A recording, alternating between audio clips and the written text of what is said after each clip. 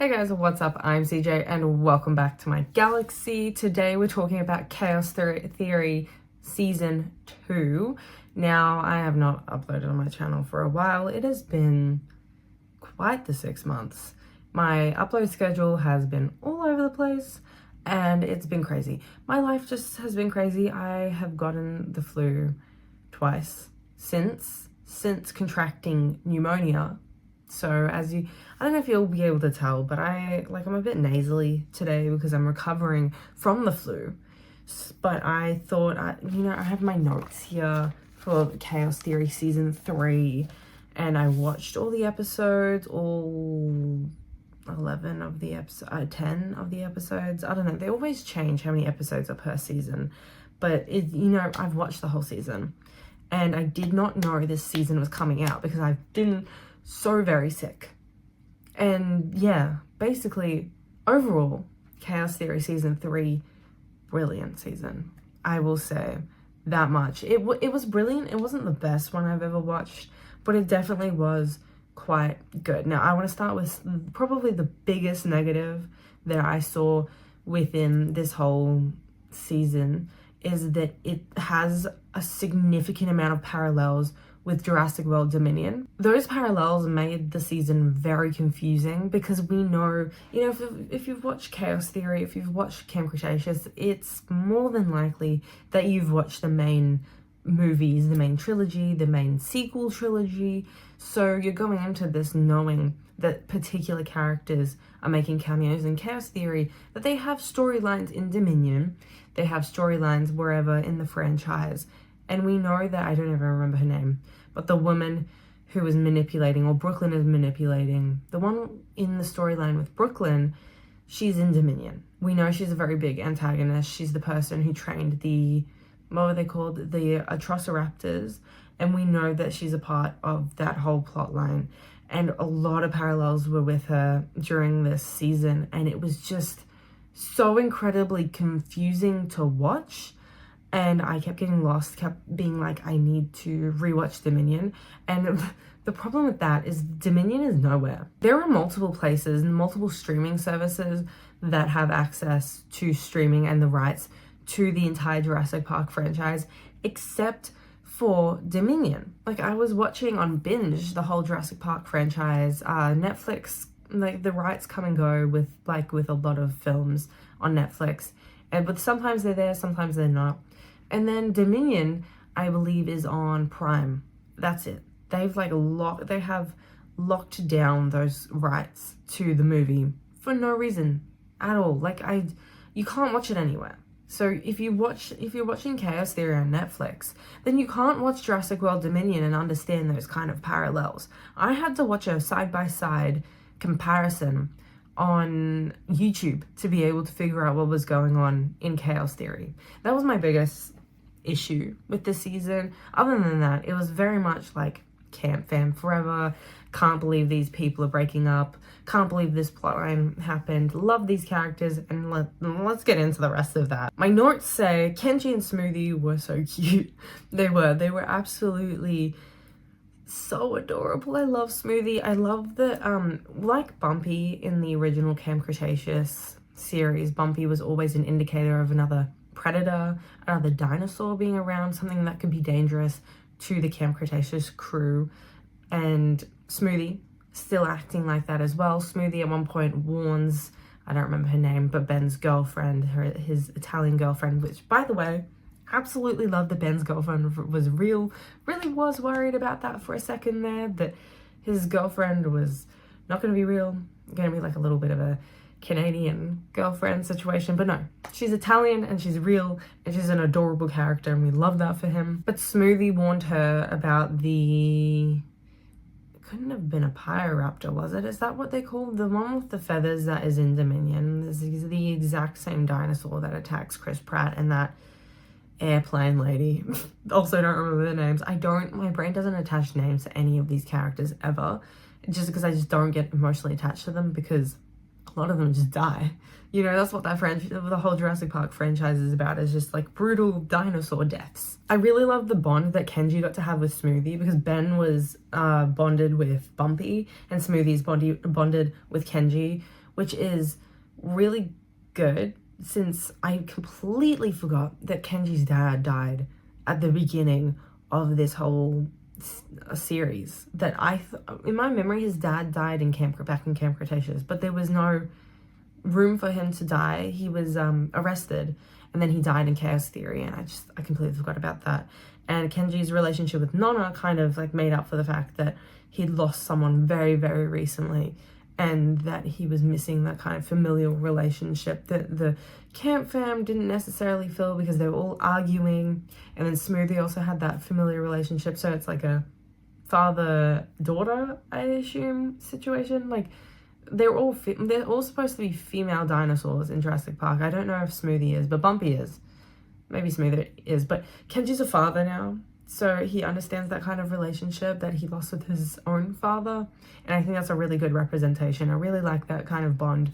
And the fact that Chaos Theory has this thing where it goes a lot deeper than Camp Cretaceous did. Camp Cretaceous and Chaos Theory, it's kind of grown with the audience as well. So you're able to understand more in depth the relationships and darker themes in Chaos Theory than what they were actually putting in Camp Cretaceous. There were some dark themes in Camp Cretaceous, but Chaos Theory, where Camp Cretaceous was more for like 10 to 13 year olds, I'd say. I think Chaos Theory is more from like the middle teenagers, the 15 plus, or not the 15 plus, 13 to 16 age group, maybe. I don't actually know for sure age ranges, but I would say it's around about that. Like, the real target audience is like mid-teens, and it's really good to discover those kind of familial themes as well, and complicated relationships, and the really devastating parts about both real life and the Jurassic Park franchise. There was one episode where the whole camp crew, they were kind of splitting up and divided on their opinions of Brooklyn as well. And I did really love the interaction between Kenji and Ben. I always think that Kenji and Darius, not Kenji and Ben. Love Ben. Ben's like my favorite character. Darius and Ben, favorite duo. But Kenji and Darius, they're very much the brotherly bond, brotherly love. And I think that they understood that their love triangle with Brooklyn was really weird. Like, it was crazy weird, and I don't understand why they did that in the first place. You guys, that's so weird. That, like, Darius and Brooklyn should have been together from the get-go. They did set up for Brooklyn and Kenji, so I understand why they ended up dating. But Darius and Brooklyn had the more chemistry as characters, I believe. And then to fix that in Chaos Theory, they started putting Brooklyn and Darius together, kind of. Not really. Brooklyn rejected Darius. Darius was into, it's a children's show, had a bit of a crush on Brooklyn.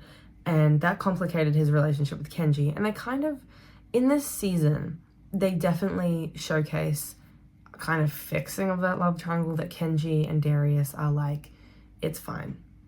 It's not going to get in the way. You know, we're brothers. We're going to get through this. Let's discuss the whole matter without arguing with the rest of the group. And I really liked that scene. It was really cute. One of my favorite scenes in the entire season was just those two talking. Still not a fan of the love triangle, though. Why do we need a love triangle? Just nothing. No romance at all, except for Yaz and Sammy. They're the only romance I'll accept.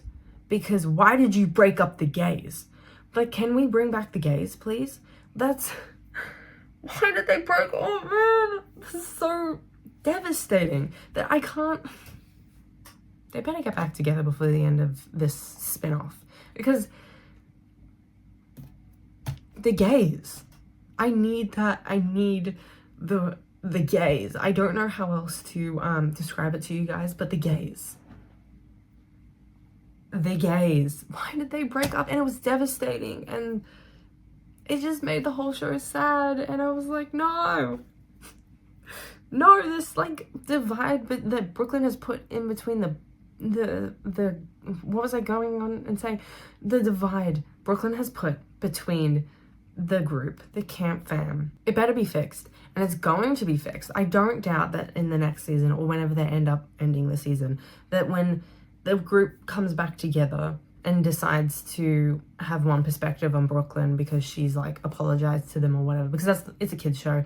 Once again, that's the only way that they're really going to resolve it, is that they're going to forgive Brooklyn. She's going to have some sort of like big I'm sorry apology moment, because that's just what happens in kid shows.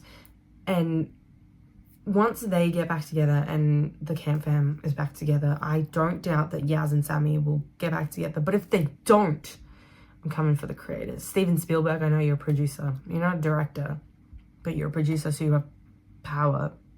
Probably. I don't really know how much power producers have, but Steven Spielberg, I'm coming for you. Watch yourself, creators.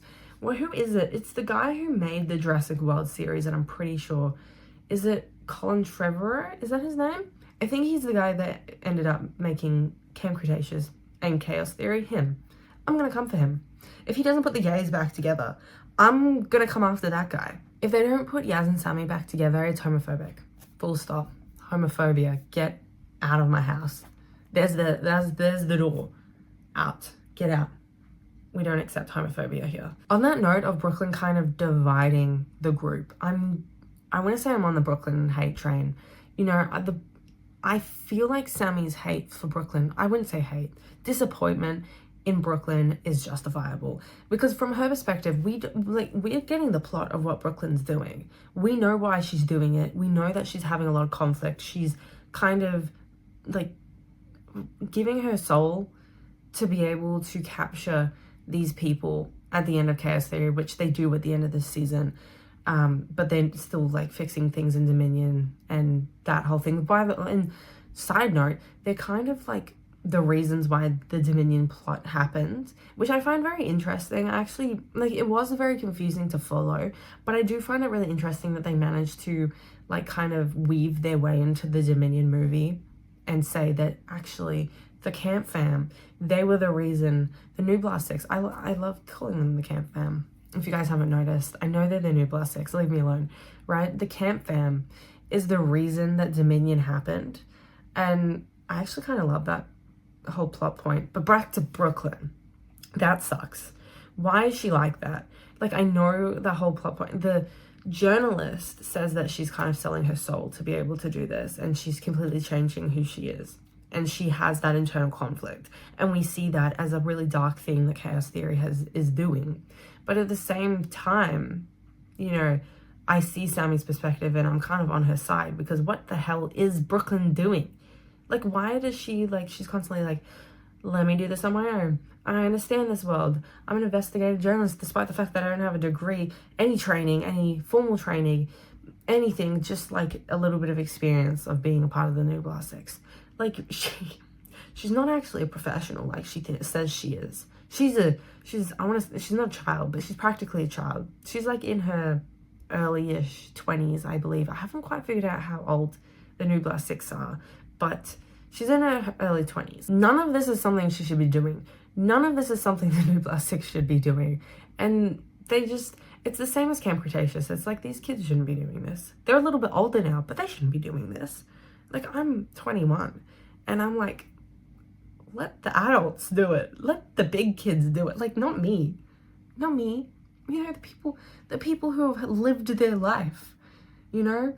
I don't want to do that. I'm not the main character over here. I don't want to be the main character at all. Brooklyn, on the other hand, has main character syndrome and wants to do everything on her own and doesn't want to listen to the other 5 of her group. And the other 5 of the people who are the reason she survived, you know, they banded together and did all of that together. That's why they're the camp fam. That's why they're the New Blast Six. They did it as friends, you know, and family. And the whole cheesy lines that they said in Camp Cretaceous, because it's a kid's show, and that they mocked those lines. It doesn't matter. If you've watched Camp Cretaceous, you get me. You know, the friends, the power of friendship, that whole thing, you know, the power of friendship, Brooklyn. That whole cheesy line, power of friendship. Start paying attention to that, you know. And then Sammy still gets wrapped up in trying to like save people from dinosaurs. Kenji's there trying to save people from dinosaurs. They have that whole thing, and they somehow, because they have plot armor for decades, that they somehow survive getting an avalanche thrown on them. They're getting buried under snow. Anyone else would have died. Any real life human being would have died in that. Full stop. I love how much plot armor they have. It really just, I love it. It's hilarious. And it's, at this point, it's just a part of the whole show. One thing I couldn't believe happened was the creepy woman who somehow randomly this season got a name. I don't know if I missed it, but they started calling her the Handler, which I don't think she had a name from the beginning, and it must have been confusing people because all of a sudden they're saying the Handler, the Handler, the Handler, and I'm like, she didn't have a name before. Where did this come from? This is so weird. But she ended up dying. She was killed by a Carnotaurus, I believe, and it's just like, Trump, one bite, Trump. That was, and just as I was starting to like kind of like her, because she felt bad for her Atrociraptors dying. One of her Atrociraptors was killed because she was fighting that other woman that I don't remember the name of, and it just, it was devastating. I was like, I know she was the villain, but I was like, I feel sorry for her. She just loved those little Atrociraptors that she trained and she cared for. It was like Owen Grady, is that what his name was? I don't remember. Owen in the main Jurassic World franchise. It was just like him and his raptors. It was just like that.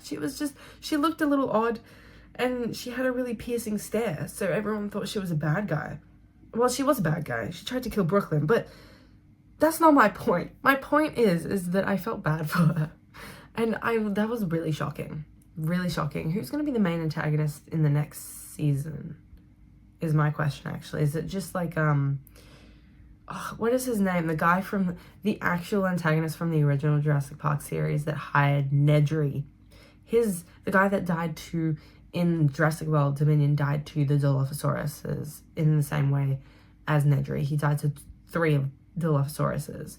That guy. Maybe he's the main antagonist. I don't know. Maybe it's going to continue having parallels, right? And that's another thing about the Dominion parallels, is that there was so many cameos that it almost took me out of the world as well when it came to watching this series. There was the guy who worked with Owen with the raptors, the woman that I don't remember the name of that was working with Brooklyn and training the Atrociraptors, and then the guy who originally hired Nedry. That guy. 3 of those cameos, and it just felt like it was filling with cameos, just like Dominion did. It's almost like they purposely did cameos and fan service for both Dominion and Chaos Theory, because that's just the vibe that they bring to the function. There were good things and bad things about Chaos Theory Season 3. You know, I'm still very excited to see another season. I'm still excited to see Jurassic World Rebirth, even though I think the franchise is definitely starting to tire itself out.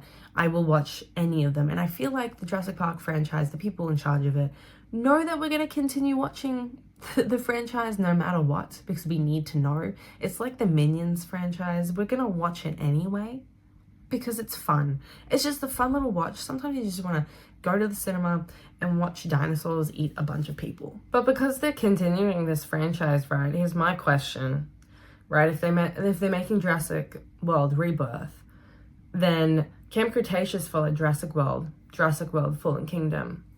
Chaos Theory followed Jurassic World Dominion. Is there going to be a spin-off of the spin-off of the spin-off for Jurassic World Rebirth? Because I personally think there probably will be, because why wouldn't they be making it? You know, as far as I know, Camp Cretaceous and Chaos Theory, very popular. It might be a little bit niche, bit of a cult following, but it's definitely popular. It's a really good show. Personally, I love it. I hear a lot about Chaos Theory and Camp Cretaceous. Not everyone knows about it. Like I said, pretty niche. But, you know, they'll definitely make something like that. They'll make another spin-off. And it'll be the 3rd spin-off of the Jurassic World movies. Alright guys, that is the end of today's video though. In future about Jurassic World, I will be doing some videos on Jurassic Park and the Jurassic Park franchise, starting with Chaos Theory analysis and what do I call it? The analysis and review and analysis videos that I did for Camp Cretaceous. I'm going to be doing those for the Chaos Theory seasons, all 3 of them. I haven't done one for any of the seasons yet, but I'm going to be starting to do that, and I'm going to do like parallels to the movies and proper analysis and rating them and saying what they are in comparison to Camp Cretaceous, that whole thing. So if you enjoyed that, look out for those videos as well. If you enjoyed today's video, please like and subscribe and comment down below. What did you think of Chaos Theory Season 3? Are you going to continue watching the Jurassic Park franchise even if they make another 50 movies, another 50 spin-offs? Are you going to watch every single one of them, just like the Minions and Despicable Me movies? Once again, guys, I hope you enjoyed this video, but I've been CJ, and I'll see you guys in the next video. Bye!